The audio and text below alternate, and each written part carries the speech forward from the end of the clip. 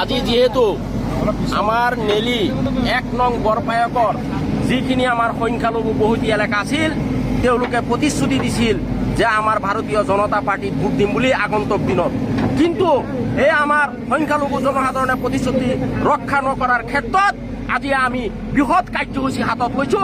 তাৰে প্ৰথম কাৰ্যসূচী আজি ৰাস্তা, যিটো নেকি ৰাস্তা দিয়ে আজি আমাৰ ভাৰতীয় জনতা পাৰ্টি দিয়াৰ সত্ত্বেও এই ৰাস্তা দি যিটো আজি সংখ্যালঘু জনসাধাৰণৰ বহুতো মানুহে অহা যোৱা কৰাৰ যিটো সুবিধা পাইছিল, সেই স্বাৰ্থত আমি আজি ভাৰতীয় জনতা পাৰ্টিৰ হৈ ওলাই কেনে সকলো ৰাইজে আজি যুৱক বন্ধুসকলে একেলগে লগ মাৰ বান্ধি খাৰা হৈ আমি প্ৰথম কাৰ্যসূচী আৰম্ভ কৰিছো। এয়া আপোনালোকে দেখা পাওক আৰু পৰৱৰ্তী কাৰ্যসূচী আগন্তুক দিনত ইয়াতকৈ ডাঙৰ বৃহৎভাৱে হৈ থাকিব, ভয়াৱহ পৰিস্থিতি হ'ব। যিহেতু আমাৰ লগত যিটো নেকি প্ৰতিশ্ৰুতি দিছিল, প্ৰতিশ্ৰুতি ৰক্ষা নকৰাৰ ক্ষেত্ৰত এইটো আমি কাৰ্যসূচী লৈছো।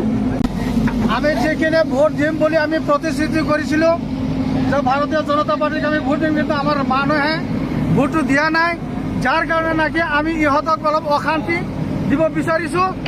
এইখিনিয়ে কথা, যাতে ইহঁতক আমি টেনশ্যনত ৰাখিব পাৰোঁ। কাৰণ ইহঁতক আমাক জ্বালা যন্ত্ৰণা দিছে। সিহঁতক ভোট দিয়াৰ কথা আছিলে, ভোট দিয়া নাই।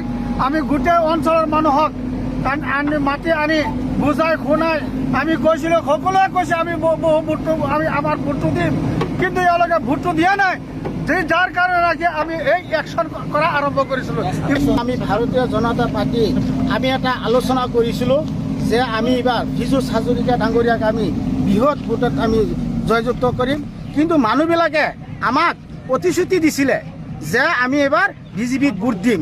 কিন্তু এটা মিটিঙত প্ৰায় 500-600কৈ মানুহ হৈছিলে আৰু প্ৰত্যেকটা প্ৰায় 14টা মিটিং কৰিছিলোঁ আমি। আমাৰ যিখিনি মানুহ আছিলে মই লৈ পেলাই সেইখিনি কৰি পেলাই তাৰপিছতে তেখেতলোকে এটা কথা কৈছে যে আমাৰ যিহেতু মিনিষ্টাৰক আমাক ভোট দিব, সেইকাৰণে মিনিষ্টাৰৰ লগত আলোচনা কৰি পেলাই আমি কৈছোঁ যে এই অঞ্চলৰ মানুহখিনি আপোনাক ভোট দিব, আপুনি কোনো টেনশ্যন ল'ব নালাগে।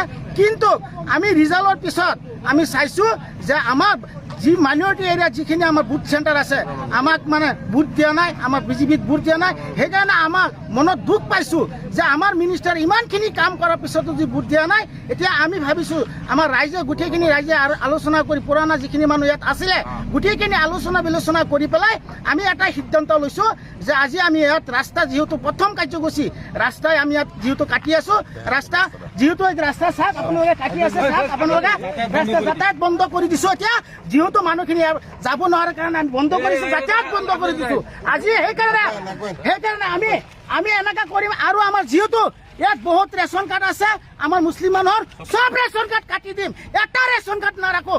আৰু যিবিলাক অৰুণোদয় আঁচনি পাইছে, যিবিলাক ঘৰ পাইছে, চব কাটি দিম একদম। আমি চৰকাৰে কি একশ্যন ল'ব, আমি এতিয়া ৰাইজে একশ্যন ল'বৰ কাৰণে আমি প্ৰস্তুত হৈছোঁ। আজিৰ পৰা আমি কাম যিহেতু আৰম্ভ হৈছে আৰু আমি যিহেতু 3-4টা ঘৰ ভাঙিম। যিখিনি মানুহ ইয়াত বসবাস কৰি আছে, ইয়াত ভোটাৰ নহ'ল, সেইখিনি মানুহ আমি ইয়াৰ পৰা উচ্ছেদ কৰিম আজি প্ৰতিশ্ৰুতি কৰিছোঁ। আৰু আমি একশ্যন আজিৰ পৰা আৰম্ভ কৰিছোঁ। বিজুছ